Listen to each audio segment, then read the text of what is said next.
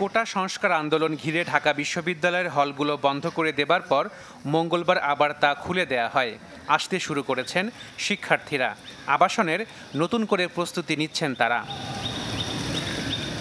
বিজয় ৭১ হল ১৫ জুলাই কোটা সংস্কার আন্দোলন ঘিরে এই হল থেকেই শুরু হয় সংঘর্ষ। শিক্ষার্থীরা বলছেন, ওই দিন সাধারণ শিক্ষার্থীদের উপর হামলা চালায় ছাত্রলীগ।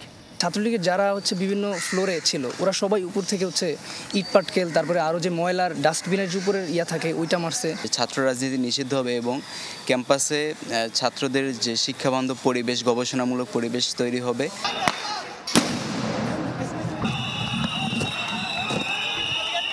বিশ্ববিদ্যালয় চত্বরেও ছাত্রলীগের হামলায় আহত হন সাধারণ শিক্ষার্থীরা। কিন্তু এ সময় নিশ্চুপ ছিলেন উপাচার্য সহ বিশ্ববিদ্যালয়ের প্রশাসনের সদস্যরা। সাধারণ শিক্ষার্থীদের পাশে দাঁড়াননি বেশিরভাগ শিক্ষকই। ১০০ গ্রাম রাঁধুনি হলুদ বা মরিচের গুঁড়ার সাথে 2টি এবং 200 গ্রামের সাথে 4টি রাঁধুনি স্বাদ মিশালি ফ্রি।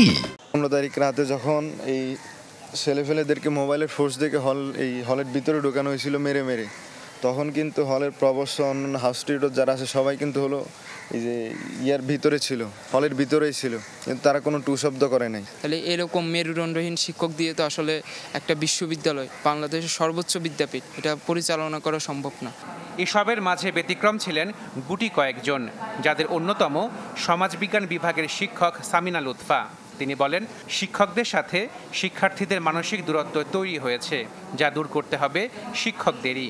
অনেকে সরাসরি শিক্ষার্থী নিপীড়নের সাথে যুক্ত, তাদের কিন্তু বিচার হতে হবে। যদি তিনি আদেশ দিয়েছেন, নির্দেশ দিয়েছেন, ছাত্রলীগকে ডেকে এনেছেন, এরকম যদি প্রমাণ পাওয়া যায়, তাদের বিরুদ্ধে সরাসরি বিভাগীয় ব্যবস্থা নেওয়া প্রয়োজন। যারা ছাত্রদেরকে পিটিয়েছে, গুলি করেছে কিংবা নিপীড়ন চালিয়েছে, তাদের বিরুদ্ধে কিন্তু একেবারে ক্রিমিনাল কেস হওয়াই উচিত। ওনারা যেহেতু নিরপেক্ষ ছিলেন না, ওনারা যেহেতু শিক্ষার্থীদের তাদের পরিচয়, তাদের ছাত্রলীগ করে কিনা ইত্যাদি দেখে তাদের সাথে মিশেছেন, এখন ওরাও তাদের এগেনস্টে পার্শিয়াল হয়ে গেছে। তাহলে ওনাদেরকে এখন এই নিরপেক্ষতাটা প্রমাণ করতে হবে। ব্যর্থতার দায় নিয়ে উপাচার্য সহ বর্তমান প্রশাসনের পদত্যাগ করা উচিত বলেও মত এই শিক্ষকের। থাকেন, আমার মনে হয় না ওনাদের থাকার কোনো নৈতিক অধিকার আছে। Ashikin Prince, channel 24, Dhaka.